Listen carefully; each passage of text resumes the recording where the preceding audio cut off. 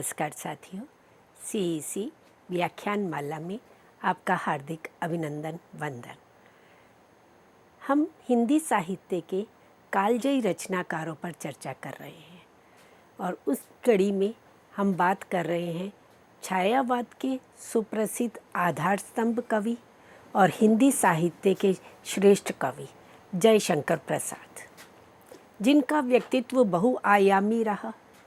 कविता के क्षेत्र में, नाटक के क्षेत्र में, कहानी उपन्यास के क्षेत्र में उन्होंने अपनी एक विशिष्ट पहचान बनाई है।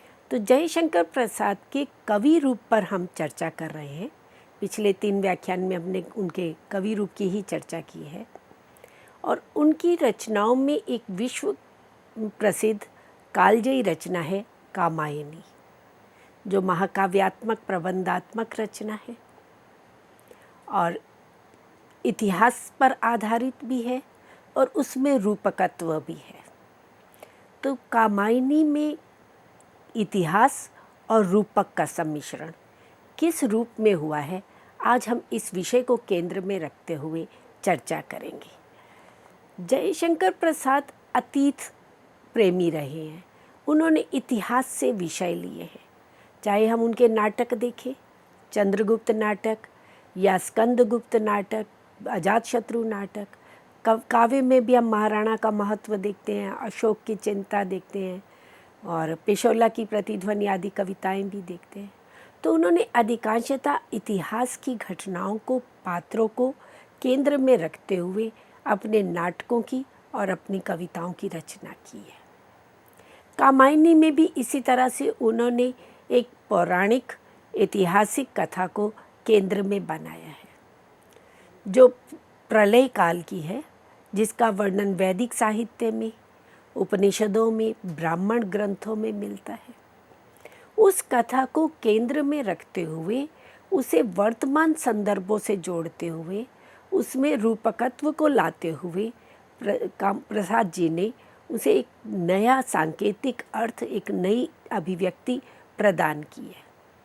और इस बात को वो कामायनी के भूमिका उसके आमुख में ही स्पष्ट भी कर देते हैं।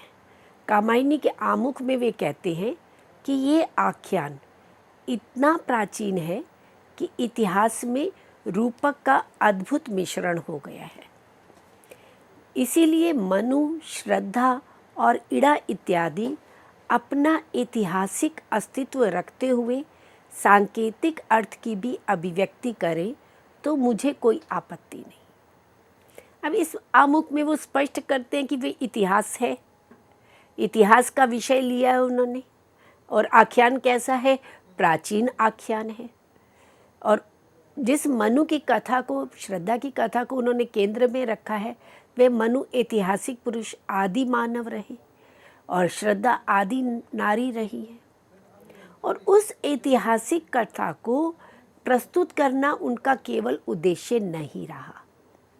उस ऐतिहासिक कथा के माध्यम से मानव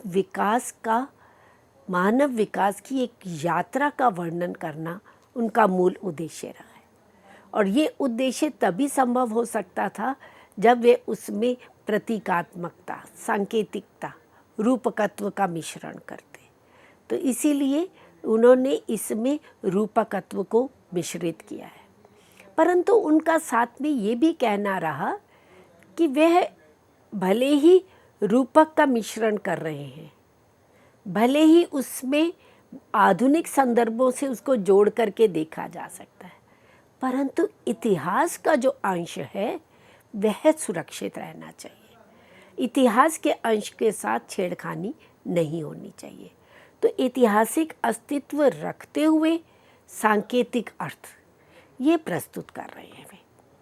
और इतिहास में रूपक का सम्मिश्रण है। तो आलोचकों ने कामायनी को लेकर के अनेक प्रकार से अपने विचार रखे हैं। कामायनी बहुत चर्चित कृति रही है, जहाँ एक और उसे विश्व साहित्य में स्थान प्राप्त हुआ, जहाँ अपने कलात्मक सौंदर्य के कारण, अपने विषयगत सौंदर्य के कारण विश्व के उच्चतम साहित्यों की कोटि में सम्मिलित हुई। आधुनिक काल के हिंदी साहित्य में उसके जैसा श्रेष्ठ महाकाव्य नहीं लिखा गया, वही ये काव्य अनेक चर्चा का विषय भी रहा, बहुत चर्चित रहा।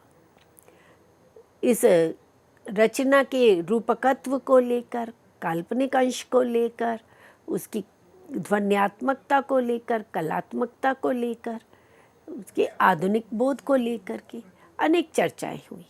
आज हम उन पर भी चर्चा करेंगे। तो सबसे पहले तो हम बात करते हैं कि जब हम ये कहते हैं कि इसमें रूपक तत्व है, और अधिकांश आलोचकों ने स्वीकार भी किया है, स्वयं कवि भी स्वीकार कर रहे हैं, तो पहले हम समझें कि रूपक से अभिप्राय क्या है, रूपक किसे कहा जाता है। भारतीय साहित्य शास्त्र में जब हम रूपक को देखते हैं तो वहाँ हमें 3 अर्थों में रूपक शब्द का प्रयोग मिलता है। सर्वप्रथम तो नाटक के लिए रूपक शब्द का प्रयोग मिलता है। समस्त दृश्य काव्य की संज्ञा ही रूपक है। जो भी पात्र अभिनय कर रहे हैं, तो जो अभिनेता पात्र के स्वरूप को अपने ऊपर आरोपित करते हैं, तो इसीलिए नाटक के लिए, दृश्य काव्य के लिए रूपक संज्ञा अभिहित की गई। इसी तरह से रूपक एक सादृश्य मूलक अलंकार भी है, जहाँ प्रस्तुत पर अप्रस्तुत का निषेध रहित आरोप होता है, उपमेय पर उपमान का आरोप होता है। जैसे कहते वंदौ चरण कमल रघुराई, तो चरणों के ऊपर कमलों का आरोप कर दिया गया। मुख चंद्र जब हम कह देते हैं तो मुख के ऊपर चंद्रमा का आरोप कर दिया जाता है। तो ये एक अलंकार के रूप में भी प्रसिद्ध है। और तीसरा जो साहित्य में विशिष्ट अर्थ में प्रयुक्त होता है, वह होता है रूपक काव्य, जिसे अंग्रेजी में एलिगरी कहा जाता है। ये वास्तव में साहित्य की वे विधा या कथा है जिसके 2 अर्थ होते हैं। एक प्रस्तुत अर्थ होता है और दूसरा अप्रस्तुत अर्थ। एक स्थूल अर्थ होता है और दूसरा सूक्ष्म अर्थ होता है। तो पूरी कथा 2 अर्थ लेकर के चलती है। जैसे हम मध्यकाल में सूफी काव्य देखते हैं, जायसी का पद्मावत देखते हैं, उसको लेकर के ये बात कही जाती है कि वे अन्योक्ति है या समाप्तोक्ति है, क्योंकि पूरे काव्य के अंत में वहाँ पर जायसी जो है पूरा उसका एक रूपक प्रस्तुत कर देते हैं कि नागमती किसका प्रतीक है, पद्मावती किसका प्रतीक है, रत्नसेन किसका प्रतीक है। तो वहाँ भी वो रूपकत्व है। तो कामायनी में भी यही कथा जो है 2 अर्थों में जुड़ी हुई और एक संश्लिष्ट कथा के रूप में हमारे सम्मुख प्रस्तुत होती है। और इस कथ्य की संश्लिष्टता को देखते हुए डॉक्टर नगेंद्र ने कहा कि विशिष्ट अर्थ में रूपक से तात्पर्य एक ऐसी द्वयर्थक कथा से है जिसमें किसी सैद्धांतिक अप्रस्तुतार्थ अथवा अन्यार्थ का प्रस्तुत अर्थ पर अभेद आरोप रहता है। द्वयर्थक कथा है और सैद्धांतिक पक्ष कौन सा है? अप्रस्तुत वाला। और प्रस्तुत अर्थ क्या है? वो सैद्धांतिक ना होकर के वो अन्यार्थ है। तो अप्रस्तुत का प्रस्तुत पर अभेद आरोप रहता है। 2 कथाएं इस तरह से परस्पर संश्लिष्ट होती हैं कि एक को भी नकारा नहीं जा सकता। जो प्रस्तुत अर्थ वाली कथा है, जो प्रस्तुत कथा है, उसका भी महत्व है और जो उससे सांकेतिक अर्थ निकल रहे हैं उनका भी महत्व है। और ये दोनों इस तरह से जुड़ी होती हैं कि उनमें अभेद की स्थिति हो जाती है। रूपक काव्य से मूलतः क्या अभिप्राय है? अगर हम इसको बिंदुवार देखें तो रूपक काव्य में मुख्य प्रस्तुत कथा स्थूल और बाह्य घटनापूर्ण होती है। जैसा कि अभी हमने बात की कि जो मुख्य कथा है, जो प्रस्तुत कथा है, वे स्थूल है, वे बाह्य है, उसमें घटनाओं की बहुलता होती है। और जो अप्रस्तुत कथा है वह सूक्ष्म है, अमूर्त है और सैद्धांतिक है। और रूपक काव्य में रूपकत्व ये नहीं कि केवल पात्रों में रहेगा, केवल कथ्य में रहेगा, केवल किसी विशेष प्रसंग में रहेगा, रूपक काव्य से अभिप्राय है कि रूपकत्व संपूर्ण काव्य में समन्वित रहता है। प्रारंभ से लेकर अंत तक कथा में एक प्रस्तुत कथा चलती है और उसी के समकक्ष, उसी के पैरेलल अप्रस्तुत कथा भी रहती है, और इसी दृष्टि से कामायनी को भी रूपक काव्य कहा जाता है। एक और तो मुख्य कथा जो वैदिक साहित्य से चली आ रही है, मनु की कथा। प्रलय के पश्चात जब देव संस्कृति का अंत होता है और एकमात्र मनु शेष बचते हैं, और फिर उनका श्रद्धा से मिलन होता है और श्रद्धा के साथ वे रहते हैं। फिर उनके पुत्र की, कुमार की उत्पत्ति होती है, और फिर मनु और श्रद्धा में वैचारिक मतभेद हो जाता है, और मनु श्रद्धा का परित्याग करके इड़ा के पास चले जाते हैं और सारस्वत प्रदेश की स्थापना करते हैं, और फिर वहाँ भी उनका मन नहीं लगता, प्रजा विद्रोह करती है, तो वे वापस श्रद्धा के पास आते हैं। तो पूरा मनु का जीवन आस्था, अनास्था, आशा, निराशा, संघर्षों में ही व्यतीत होता है, और अंत में वे सब कुछ त्याग करके कैलाश शिखर पर चले जाते हैं, जहाँ उन्हें असीम सुख, आनंद की प्राप्ति होती है। ये एक वैदिक कथा है, एक प्राचीन कथा है, और प्रसाद जी ने इस कथा को शतपथ ब्राह्मण से ग्रहण किया है। और जो उसका रूपकत्व है इस कथा में, अब हम उसकी बात करेंगे कि वो जो वैदिक कथा है, जो प्राचीन काल से एक ऐतिहासिक कथा के रूप में, इतिहास पुरुष के रूप में श्रद्धा और मनु की कथा है, उसको किस तरह से प्रसाद वर्तमान संदर्भों में जोड़ते हैं, मनोवैज्ञानिक और दार्शनिक संदर्भों से जोड़ते हैं, और इस बात को वे आमुख में स्पष्ट भी कर देते हैं। वे कहते हैं कि यदि श्रद्धा और मनु अर्थात मनन के सहयोग से मानवता का विकास रूपक है, तो भी बड़ा ही भावमय और श्लाघ्य है। यह मनुष्यता का मनोवैज्ञानिक इतिहास बनने में समर्थ हो सकता है। तो इस तरह से हमने क्या देखा कि जो कामायनी की कथा का प्रस्तुत पक्ष है, जो मुख्य पक्ष है, वे तो ऐतिहासिक है, और जो उसके भीतर छुपा हुआ सूक्ष्म अर्थ है, जो अमूर्त है, जो अप्रस्तुत पक्ष है, वे दार्शनिक और मनोवैज्ञानिक है। तो प्रसाद जी ने तो काव्य की रचना की है, अब आलोचकों ने उस कथा में से दार्शनिकता और मनोवैज्ञानिकता को निकाला है, और ये कार्य किसने किया? छायावत के एक प्रसिद्ध आलोचक डॉक्टर नगेंद्र ने, नंद दुलारे वाजपेयी ने, दूधनाथ सिंह आदि कवि, और ये सभी मानते हैं कि कामायनी इतिहास के साथ साथ रूपक काव्य भी है, उसमें पूरे में रूपकत्व दिखाई देता है। और डॉक्टर नगेंद्र ने तो कथा से लेकर पात्रों के लेकर नामकरण तक प्रत्येक प्रसंग में पूरा उसका दार्शनिक और मनोवैज्ञानिक रूपकत्व सिद्ध भी किया है। तो कामायनी में मूल रूप से हमें 3 पक्षों का विकास दिखाई देता है। एक इतिहास के स्तर पर, जिसे ऐतिहासिक कहते हैं हम, जहाँ देव सृष्टि के विनाश के पश्चात मनु, श्रद्धा तथा इड़ा का ऐतिहासिक आख्यान चलता है, जिसकी कथा मुख्य रूप से अभी हमने चर्चा भी की है। तो ये इतिहास के स्तर पर कथा का विकास क्रम है।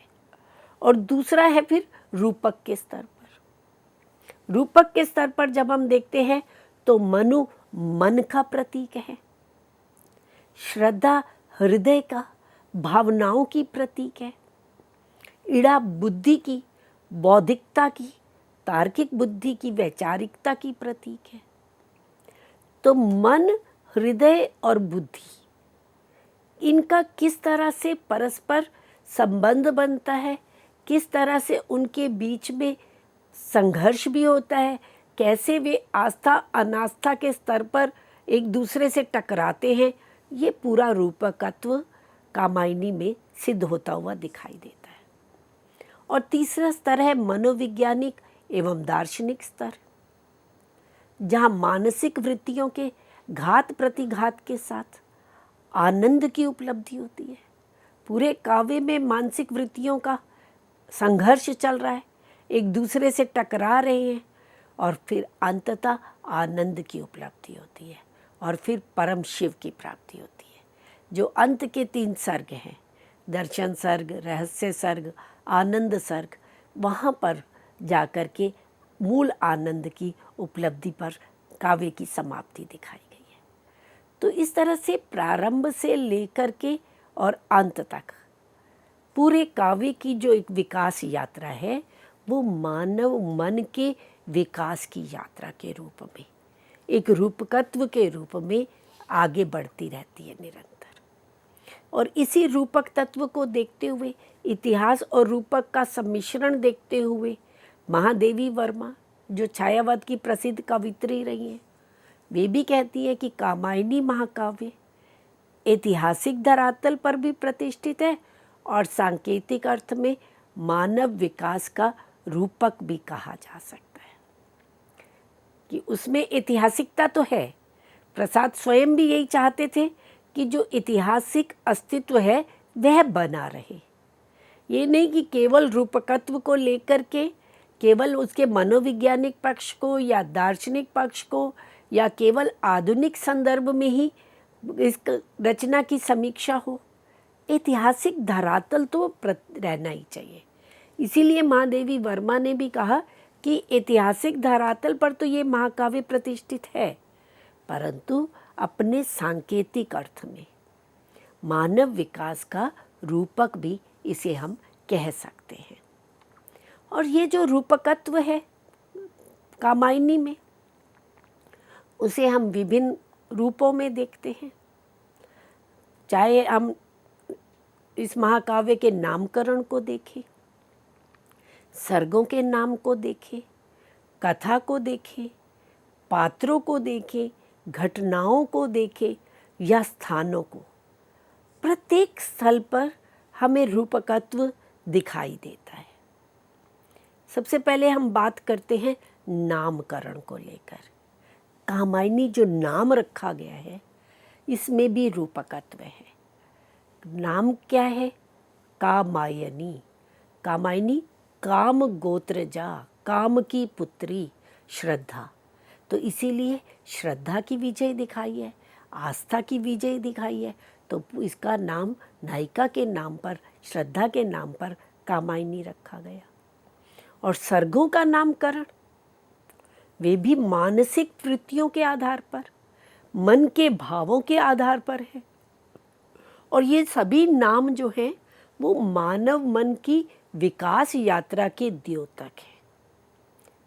चिंता, आशा, श्रद्धा, काम, वासना, निर्वेद, ये विभिन्न प्रकार से जो नाम रखे गए हैं सर्गों के। 15 सर्ग हैं। प्रारंभ चिंता सर्ग से होता है और अंत आनंद सर्ग से होता है।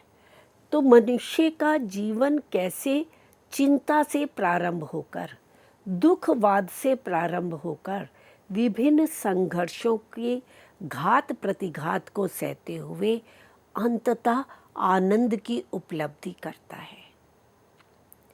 ये जो पूरी एक विकास यात्रा है, वह इन सर्गों में हमें दिखाई देती है। और सर्गों के विभाजन में भी एक क्रमबद्धता है, एक क्रमिकता दिखाई देती है। और वो क्रमिकता भी मानव के विकास के विभिन्न चरणों के रूप में दिखाई देती है। सर्गों का विभाजन मानव मन की यात्रा के विभिन्न चरण हैं। अब हम मित्रों देखते हैं कि किस तरह से नामकरण में रूपकत्व है, किस तरह से विभाजन में क्रमबद्धता है। पहला क्या है? चिंता सर्ग। हिमगिरी के उत्तुंग शिखर पर बैठ शिला की शीतल छांव, एक पुरुष भीगे नयनों से देख रहा था प्रलय प्रवाह। देव सृष्टि का विध्वंस हो गया, चारों ओर जल जल है, जल प्लावन है, दूर तक कहीं कुछ नहीं दिखाई दे रहा। और एकाकी मनु बैठा हुआ चिंता मग्न है, वे उस जल प्रवाह को देख रहा है और उसके मन में क्या भाव आता है? ऊपर हिमता नीचे जल था, एक सघन और एक तरल, एक ही तत्व की प्रधानता, कहो उसे जड़ या चेतन। तो ये जो एक तत्व है जिसको लेकर के पूरी कामायनी का रूपकत्व बनता है, और उसका बीज हमें चिंता सर्ग के पहले 2 छंदों में ही दिखाई दे जाता है। और ये जो चिंता है वह मनुष्य को निराशा की ओर ले जाने वाली है, पराजय की ओर ले जाने वाली है, पलायनवादिता की ओर ले जाती है। परंतु आशा की एक किरण भी अगर आ जाती है तो वह आशा की किरण उसके भीतर उत्साह का संचार करती है, उसके भीतर संघर्षशील होने का, कर्मशील होने का प्रभाव। तो इसलिए चिंता से आगे बढ़ते हैं तो आशा आती है, उषा की सुनहली किरण जो है वो प्रस्तुत होती है, और ये आशा ही श्रद्धा में परिवर्तित होती है। जब गंधर्व कन्या श्रद्धा से मनु की भेंट होती है और श्रद्धा के सौंदर्य से अभिभूत होकर के वे काम भाव से युक्त होता है, उसके भीतर वासना का भाव जागृत होता है, लज्जा का भाव श्रद्धा में आता है। तो इस तरह से एक एक मनोभाव को लेकर के, एक एक वृत्ति को लेकर के कथा जो है वो आगे बढ़ती चली जाती है। और जब हम देखते हैं कि हमारा मन भी, प्रत्येक मनुष्य का मन हमेशा दुविधाग्रस्त रहता है। कभी वे अपने मन की बात मानता है, अपने हृदय की बात मानता है, भावनाओं के आवेग में आ जाता है, और कभी वह बुद्धि की बात मानता है। कभी उसे लगता है कि जो बुद्धि कह रही है वो सही है, कभी उसे लगता है कि जो हृदय कह रहा है वह सही है। तो मनु भी पहले अपने हृदय की बात, श्रद्धा की बात मानता है, श्रद्धा से संपर्क करता है, कर्म की ओर प्रेरित होता है, परंतु धीरे धीरे उसे लगता है कि नहीं, भावनाओं से ऊपर बुद्धि का स्थान है। तो वहाँ वैचारिक मतभेद होता है और वे इड़ा के पास जाता है और सारस्वत प्रदेश की स्थापना करता है। परंतु वहाँ पर भी फिर संघर्ष होता है। जब जब हम बुद्धि की राह पर चलते हैं, जब जब हम विज्ञान के क्षेत्र में आगे बढ़ते हैं, हृदय का त्याग करके, भावनाओं को छोड़ करके केवल बौद्धिकता की ओर बढ़ते हैं, तो संघर्ष होता है, और संघर्ष के बाद निर्वेद की स्थिति उत्पन्न होती है। तो ये संघर्ष एवं पराजय फिर संघर्ष सर्ग और निर्वेद सर्ग में दिखाते हैं। और अंततः मानव का विकास कहाँ संभव है, वो उसकी जो जीवन की विषमताएं हैं उनका समाधान कहाँ संभव है? आध्यात्मिक उन्नति से, आध्यात्मिक उन्नयन से। और यही मनु जब इड़ा का परित्याग करता है, श्रद्धा के संपर्क में पुनः आता है और फिर आध्यात्मिक उन्नयन के मार्ग पर बढ़ता है। और दर्शन सर्ग, रहस्य सर्ग और आनंद सर्ग, ये फिर उसकी आध्यात्मिक उन्नयन के केंद्र बिंदु रहे हैं। इस तरह से विभाजन में, सर्गों के विभाजन में एक क्रमबद्धता भी है और उसमें रूपकत्व भी है। जैसे हम देखें चिंता सर्ग, चिंता को प्रसाद जी विभिन्न विशेषणों से संबोधित करते हैं। चिंता को क्या कहते हैं? ओ चिंता की पहली रेखा, अरे विश्व वन की व्याली, उसे विश्व वन की व्याली सर्पिणी कहते हैं। ज्वालामुखी स्फोट के भीषण, प्रथम कंपसी मत वाली। उसे पहले जब ज्वालामुखी फूटता है और जो भयंकर पहला कंपन होता है, तो उस कंपन जैसी मत वाली होती है। क्योंकि जब संघर्ष आते हैं, संघर्षों से पहले, संघर्षों के स्फोट से पहले चिंता का भाव जागृत होता है। तो इसलिए चिंता को क्या कहा? प्रथम कंपसी मत वाली। अभाव की चपल बालिका उसे कहा। ललाट की खल लेखा संबोधित करते हैं। हरी भरी दौड़ धूप कहते हैं। जल माया की चल रेखा, उसे माया स्वरूप कहते हैं। चिंता को वो दुख की जननी कहते हैं। सुंदर पाप कह करके उसके संबोधित करते हैं। उसे धूमकेतु सी कहते हैं। व्याधि की सूत्रधारिणी, जितनी भी व्याधि आदि व्याधि है, रोग हैं, उन सब का मूल कारण चिंता ही है। आज भी हम देखते हैं कि चिंता ही सबसे पहला कारण होता है। शारीरिक रोग ठीक हो जाते हैं, परंतु जो मानसिक रोग हैं वो कब दूर होंगे? जब चिंता को दूर करेंगे। तो चिंता चिता समान ये कहा जाता है। तो प्रसाद भी कह रहे हैं कि चिंता जो है वो व्याधि की सूत्रधारिणी है।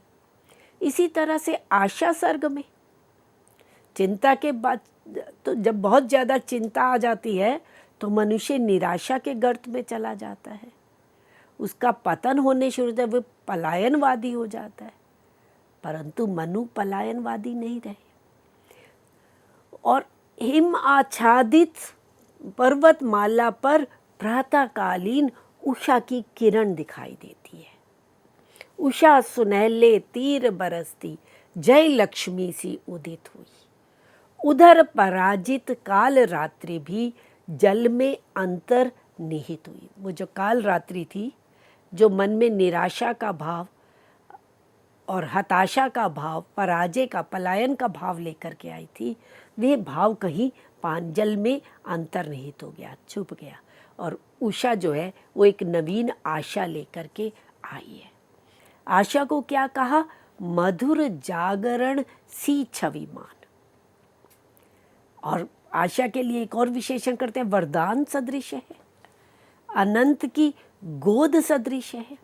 तो लज्जा, काम, वासना आदि जो मन की अमूर्त एवं सूक्ष्म वृत्तियां हैं, उन सब का मूर्तिमान स्वरूप कामायनी में प्रस्तुत किया है। लज्जा के विषय में जैसे कहा कि मैं रति की प्रतिकृति लज्जा हूँ, मैं शालीनता सिखलाती हूँ, मत वाली सुंदरता पग में नूपुर सी लिपट मनाती हूँ। तो इस तरह से मित्रों, अभी हमने कामायनी के रूपकत्व के अंतर्गत जो रचना का नामकरण है और जो सर्गों का नामकरण है, उसके रूपकत्व की बात की। उसके कथ्य को लेकर के, उनके पात्रों के रूपकत्व को लेकर हम चर्चा अपने अगले व्याख्यान में करेंगे। धन्यवाद।